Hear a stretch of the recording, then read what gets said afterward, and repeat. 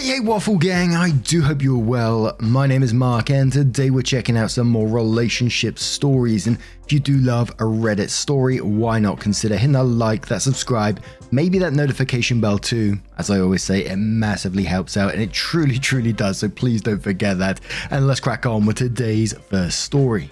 Much love, guys. Now, today's first story is titled, I slept with an old flame during a work trip, and my husband has no idea. I met Dee in the 6th grade, science class to be exact.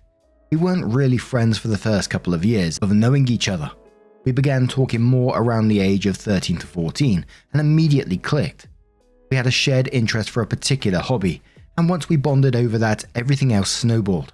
We started to develop feelings for each other, but due to my immaturity at the time, I never really agreed to officially date. I will spare the details, but unfortunately, we had a very painful falling out. And by the time high school came around, we were no longer speaking. We did eventually reconnect, but that was followed by several instances of going back and forth between the inseparable to no contact. It was always rooted in Dee's inability to be my friend because he still had romantic feelings for me, and it made things difficult for him. Dee moved across the country not long after we graduated high school, and any contact we had going forward was always virtual. We finally got to the point where it seemed like it was possible for us to be just friends. I got into a long-term relationship, and Dee was dating other people as well. My long-term relationship turned into a marriage, and I've now been with my husband, M, for a total of 6 years. After a couple of years of being married, feelings for Dee began to resurface. We would talk and text all the time. There were a lot of flirtatious messages being sent. Several times I found myself wanting to cross the line completely. He and I had never been together sexually, and I found myself longing for that sort of encounter with him more and more. I think we both knew what we were doing was wrong. At that point, it was pretty much a case of emotional cheating, so we went no contact again and stayed that way for quite some time, until recently. I got a new job last year where I had several opportunities to travel for work. I was recently asked to go to Phoenix for a 2-month assignment. Phoenix is where Dee lives. I hadn't seen him in 10 years, which feels crazy to put into words. I fought myself not to reach out, but I couldn't help it in the end. I surprised him by showing up to his job. He owns a small cafe, with a couple of things I had collected over the years that I always wanted to give him. Understandably, he was in shock to see me standing there in the flesh, and I can say I practically felt the same way seeing him. I couldn't really get a read on how he felt about seeing me after so long. But I gave him the name of my hotel and told him I'd be in the restaurant at 5 p.m. if he wanted to catch up over dinner. He came and we had such an amazing time chatting, reminiscing, laughing. 2 hours flew by and I didn't want it to end. I asked if he wanted to come hang out in my hotel room for a while. I told myself that it was possible for us to just enjoy each other's company without crossing a boundary. But deep down, I wanted to take it a step further. We hung out for a few more hours, drinking and laughing. Eventually we got tired. I laid down to close my eyes for a few seconds, and he did the same. We inched closer together until we were basically spooning. And after a few minutes of laying like that, I could feel him getting hard. I was incredibly turned on, and I really couldn't resist. I turned around and kissed him, and I'm sure you can guess what happened next. It was honestly the best sex of my life. I can't even describe what it felt like having him inside of me for the first time. Everything about it was absolutely perfect, from the pace to the rhythm to the foreplay, everything. His hands on my body felt like electricity. I never orgasmed like that until I was with Dee. From then on, we saw each other almost daily. We continued to sleep together, and each time felt just as good, if not better. Of course, in the back of my mind, I felt tremendous guilt, knowing that I was betraying my husband in the worst way possible. But it just felt too good to stop. Even writing this out now makes me feel a certain way. I got home from my work trip 3 weeks ago. My husband doesn't have a clue as to what went on in Phoenix. I know I should end things with M, but I'm scared to actually do it. I've built a life with him here, and I know I'm an absolutely shitty, disgusting person for what I've done. I've already been asked to return to Phoenix for another 2-month assignment, beginning in September. I've tried to reason with myself, but in the end, I know I'm not going to be able to resist seeing Dee again. And in the comments, Dances with Slug says, amazing how shitty people are. Makes me think of my ex-wife and her affair. Years later, I'm remarried, but I still have issues from it. The funny thing is, it will never work out for you with Dee. It will pan out into nothing, and there will never be trust in your new relationship. Good luck. Just know you fucked your husband over for years and years. Good for you. Striped Honeybee says, OP, you're a terrible human being. You're probably not going to read the comments that say you are, as you want justification for your actions. And not a lot of this community will give it to you. Your husband deserves better, and I hope he finds out and leaves you. You probably would love that, him leaving you so you can play the victim. But I hope it all comes out and your husband takes half of what you have. And then there was a lot of comments going down the same path, and a couple mentioning another post that OP posted in the Am I the A-hole subreddit a day or so later. And the story in itself in some ways is unrelated to what we just read, but we're going to read it anyway because some people in the comments were connecting the dots and cross-posting from one to the other about the affair in the Am I the A-hole post. So OP asked in this next post, they said, am I the a-hole for not mixing pasta noodles with the sauce? And says, my husband and I had this ongoing debate for the entirety of our relationship. When he makes pasta, he will mix the noodles and sauce together straight away. When I make it, I leave the noodles and sauce separated until just before serving. If there are leftovers, I will store the noodles and sauce separately. Although each of us have our preferences, we typically leave it up to whoever is doing the cooking to decide how the sauce/noodles will be served and stored. I recently came back from a 2-month work assignment, and my return also happened to coincide with a bunch of my in-laws coming into town. My husband wanted to host a dinner at our home for his family, and I asked if I could take on all of the cooking. I'm normally the one to do most of the cooking in our relationship. I enjoy it, and I would say that I'm pretty good at it. Objectively, better than he is. I've been complimented many times from many different people over different meals I've made. However, I am by no means a professional, and I've never been asked to cook for such a large group before. I wasn't totally comfortable with taking on that role for this occasion, and plus I kind of wanted to chill and be lazy for a while after being away for work for an extended period of time. But my husband really wanted to impress his family, so I begrudgingly agreed. I ended up making several different dishes, one of those being a bolognese sauce with pappardelle noodles. I made sure to plate it up really nice and topped it with freshly grated Parmesan cheese and basil. Everyone seemed to enjoy it. Later that evening, my husband pulled me aside and was clearly unhappy that I hadn't mixed the noodles and sauce together. His reasoning is that he and his entire family prefer everything mixed, and that I should have made it according to their preferences since I knew that. He said it made no sense to make it according to my preferences when I was the only person out of 15 that liked it that way. I told him if it were really that big of a deal, that he should have taken on all of the cooking. We went back and forth for a bit, and I finally said, if I'm the one cooking, then I'm going to make it the way that I think is best. I don't care what everyone else's preferences are. That irritated him even further, and he basically expressed that he thinks I was being rude and inconsiderate. It's not like I ignored anyone's dietary restrictions. There were none. Cooking a multiple course meal by yourself for a large group is a lot of work, and the fact that he had the audacity to complain about noodles and sauce is beyond irritating. It's been a couple of weeks since this happened, and I haven't been cooking our dinners as I normally do. I told my husband that since he seems to be such a picky eater, he can figure it out himself. Am I the a-hole? And at first, people in the comments were like, lol, he's complaining about something so small when you made a whole entire meal for 15 people. Not the a-hole, and he needs to practice some gratitude. Another one replied to that saying a whole ass meal for 14 of his relatives after being back home after 2 months. I'm guessing she probably had to parent clean the house too. And then people started to twig on what was going on in the background. So another one replied to that and says, she spent those 2 months cheating on her husband, having the best sex of her life, after fantasizing about this other guy for years and initiating it all. Hard to feel anything other than disgust for her, especially when she's already planning on going back for another work trip. And there was many comments like the next one who was saying not the a-hole originally, then turning it to you're the a-hole and saying you are desperately searching for ways to have fights with your husband, hoping that he gets fed up enough to be the one to leave you. And you will be spared of the guilt of not being the one to have destroyed your marriage and could go to Phoenix and have your HEA with D. Edit, I didn't realize what your work trip was. 2, you were just trying to seek validation from strangers on the internet on how your husband is so ungrateful so that you go and cheat on him again in 2 months in Phoenix. It'll probably make you feel less guilty for doing so.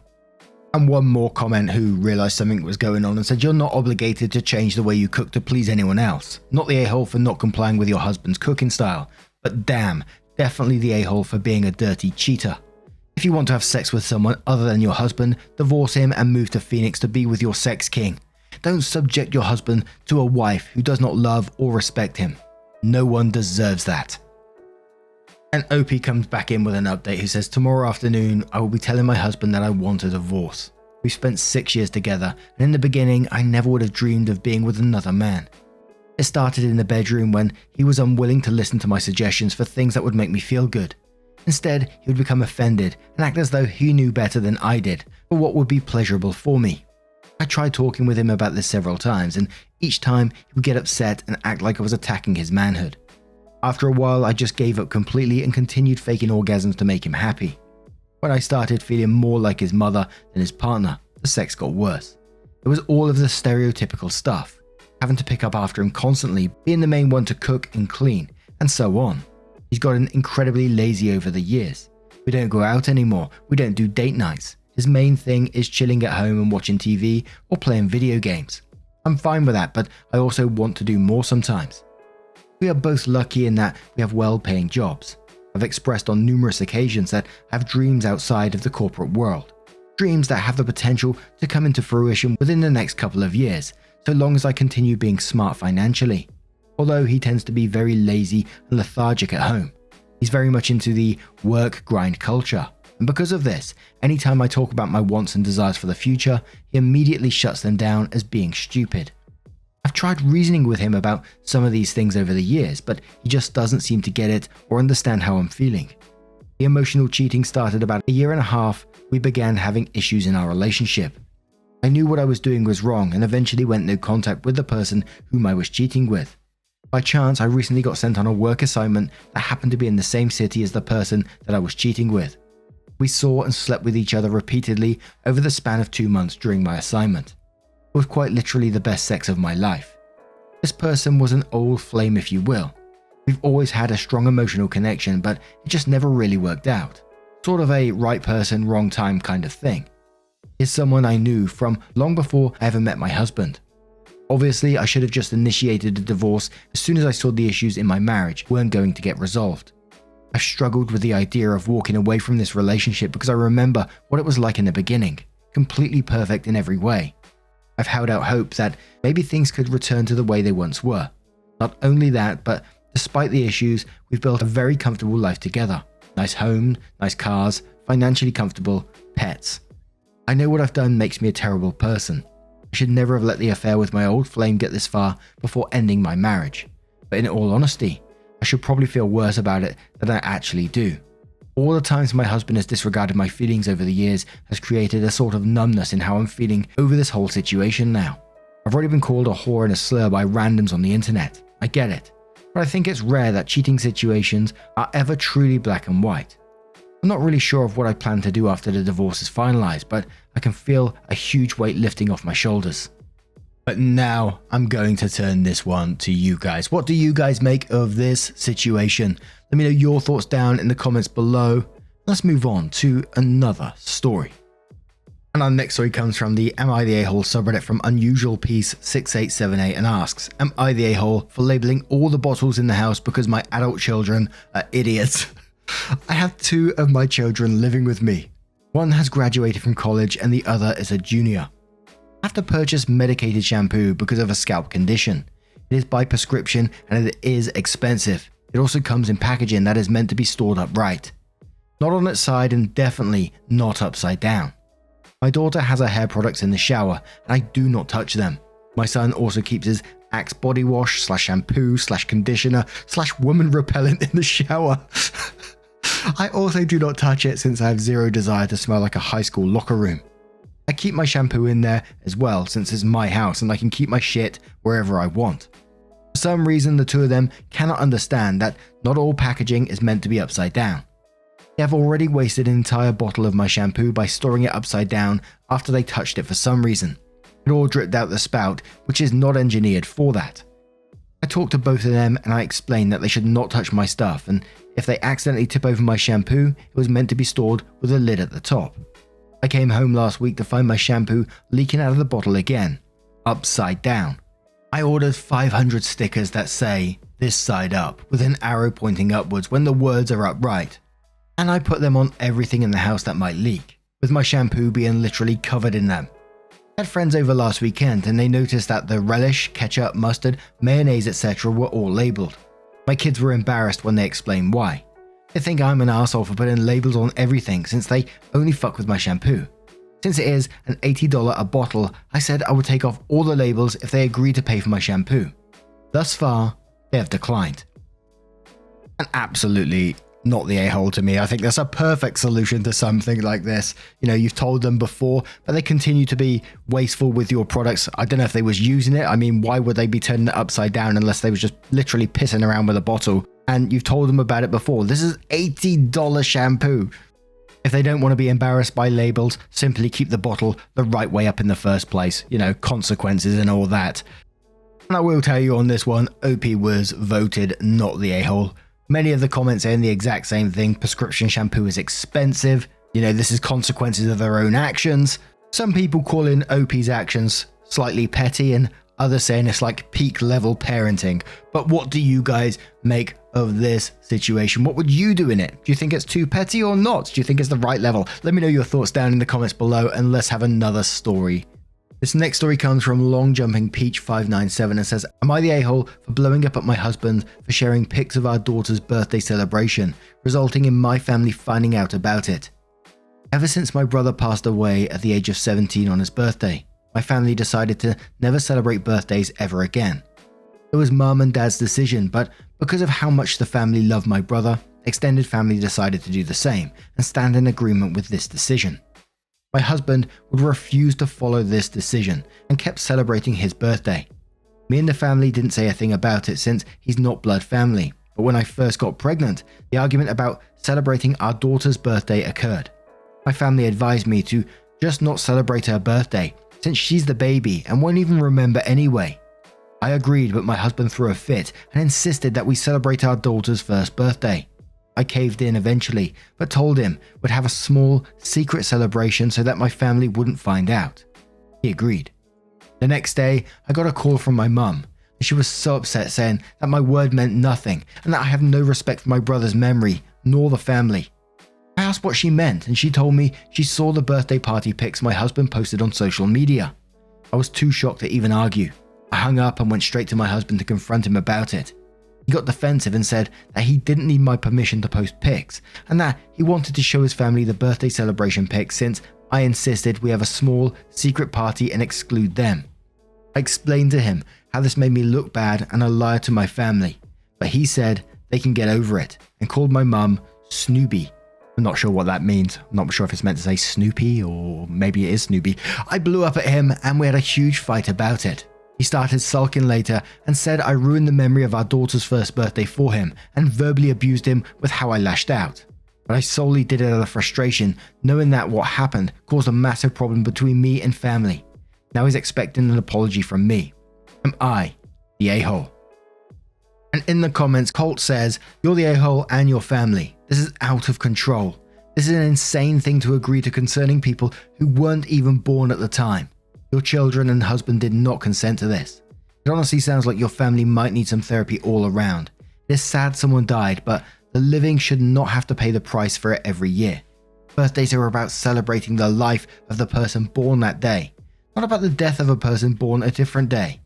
ETA, I bet your brother would be appalled this was his legacy, telling everyone that their life isn't as important as his. You do look bad and you are a liar. You should have stood up and said, we're celebrating the life of my daughter to your family. Go and apologize to your husband. Steel Guitar says you're the a-hole and so is your birth family. Whole generation should not be made to mourn someone they've never seen, and neither should it be binding on a descendant's brother-in-law or niece. I'd suggest you tell your family you're finally done mourning your brother. Your daughter is entitled to have her birthday celebrated. I can just picture in 5 years the lovely conversation you'll have. I know your schoolmates have birthday parties, birthday cakes and birthday gifts, and you can't have one. That's because your uncle's dead. Jesus Christ on a Triscuit. Triscuit? It's time to stop the madness. And one more from Defop who says you're the a-hole. Your brother's memory is being kept alive by conflict and resentment. Is that really what he might have wanted? That his remaining family would never again celebrate a birthday, and that they would shame people for doing so. I would be asking Zeus to loan me some lightning bolts if I was sitting up on the clouds and watching this unfold. I'm sure the memory is painful for all of you, but insisting that nobody in your family ever celebrates birthdays again is deranged. Cultures around the globe have been celebrating birthdays for millennia. And now you're being shitty to your husband who didn't really do anything wrong, other than not being willing to capitulate to insane demands from his in-laws. And now I'm going to turn this one to you guys. What do you guys make of this situation? Absolute crazy one at the end here. All I could think of is what this poor child will go through growing up, someone that they've never met. And like that last comment said, I always think about what that person, the person who passed away, would have wanted, and how would they view what they're doing in his memory, no one having birthdays. I'm 99% sure this person wouldn't have wanted that. But what do you guys make of this one? Let me know your thoughts down in the comments below. And just a huge thank you from the bottom of my heart for getting involved down in the comments below with each other and just showing your love to one another as well. It's absolutely amazing as always. And just a huge thank you for spending your time with the videos. And hopefully I will see you in the next one. Take care and much love.